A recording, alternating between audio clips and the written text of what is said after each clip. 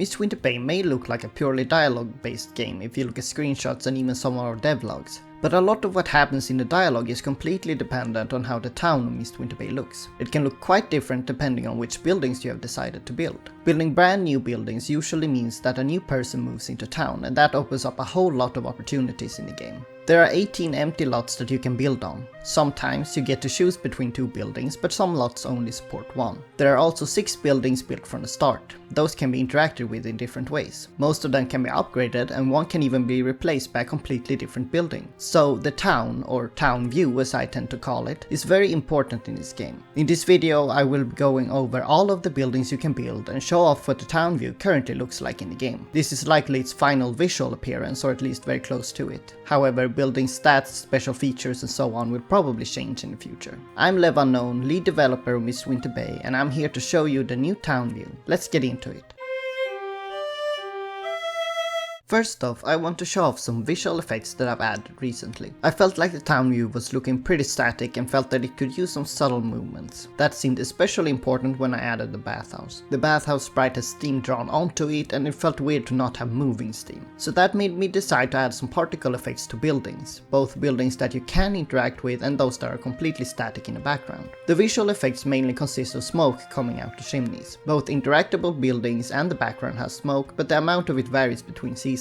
Since spring and summer can be considered warm, it isn't as necessary to light fires, so fewer buildings have this effect in those seasons. In autumn and winter, all interactable buildings with a chimney have smoke. There are more background buildings with the effect as well, but not all of them, because that would create way too many particles. You don't have to worry about particles slowing your computer down and making you unable to play the game though, because you can turn them off at any point. Now you can also turn off the weather effects in town view as well. Another common visual effect that occurs only during winter is a light flare from windows and even lanterns. All interactable buildings have this effect, and there are some in the background as well. It's quite subtle, but it really makes the town feel more alive. There are also some buildings with unique visual effects. The Alchemist Laboratory has colored smoke instead of regular smoke. The same goes for the Mage Tower, which also has some magical sparkles. Then there's the bathhouse with its theme. It might be a bit hard to see, but it does move and it makes it look a lot better. The lighthouse has a moving light to simulate the look of a real lighthouse. The brothel has blinking red lanterns, and the Voidist Shrine and Cathedral have glowing pink orbs.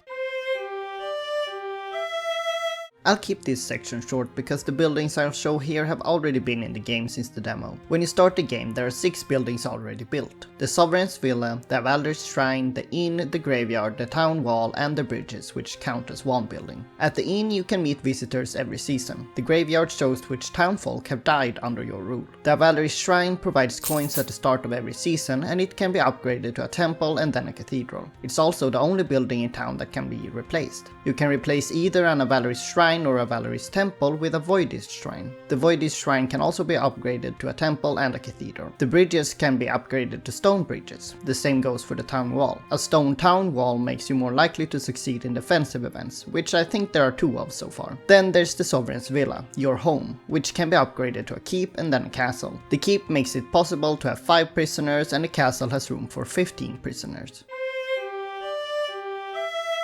The most important part of the town is the ability to add completely new buildings. There are 18 empty lots to build on and a total of 29 buildings. This means that it's impossible to have all buildings at the same time, which increases the game's replayability. 28 out of 29 buildings makes a new character move in. The last building is the park, which unlocks characters' 4th hangout. Let's quickly go over which buildings you can build and where. On a large lot in town you can build a university or library.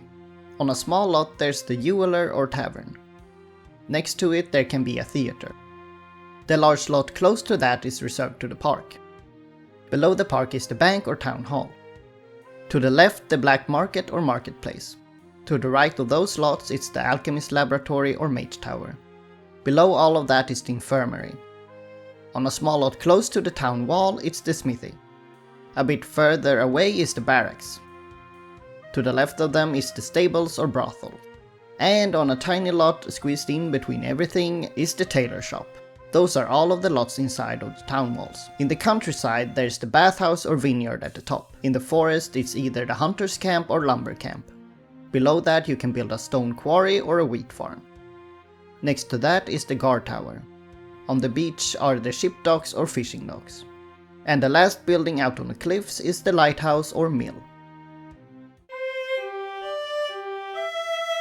Like I said earlier, some numerical things and gameplay features related to the buildings may change, but I still feel that it's worth presenting some of the unique aspects of some buildings, since not all of them only produce resources. First of all, there are 4 buildings which unlock better trade deals. This means that new buttons appear in the trade menu. Clicking these buttons changes the trade rates of the resources, making some cheaper and some more expensive. All unlocked trade deals are better than the standard one in some way. The ship docks unlock a trade route to Utra, Acheit and Flaydal, which makes buying stone cheaper. The stables unlock a trade route to Meblia, Iskor and Ethal, which makes wood cheaper. The marketplace and black market both unlock the ability for traders to come to Mistwinter Bay, which gives better trade deals overall. Speaking of the black market, by establishing it in town, you limit yourself to a medium guard presence at most, and most characters dislike you when you build it. You also sign a law declaring the selling of some immoral goods to be legal. In return, you gain coins per month, which is a pretty big deal because there are hardly any buildings that give you that. The amount might get adjusted though.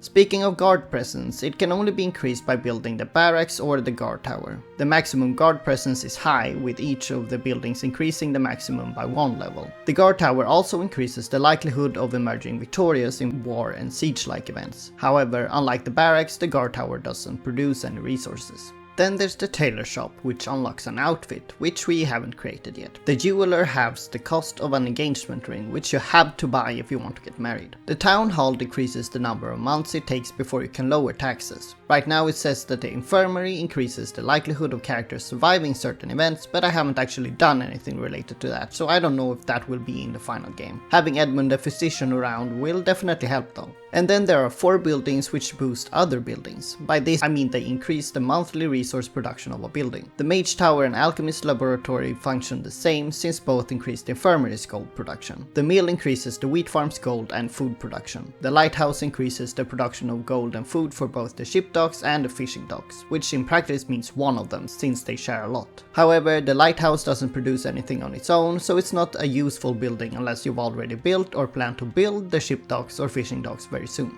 Last but not least, there's the park, which you will always have in your town if you want to get married. And since there are 38 dateable characters in the game, I'd say you have to, but that's just my opinion. And that's all there is to the town view. I think it looks pretty cute and cozy now that there are some visual effects and all the lots can be interacted with. Looking at a fully built town in different seasons is a real treat. I think you'll enjoy placing different buildings, coming up with strategies to maximize resource production, or just fill the town with your favorite characters. But wait, isn't there one spot in town that looks suspiciously empty? Surely I've added everything related to the town view and the main story, right? Oh well, it's probably nothing. With that, I thank you for watching and I'll see you another time.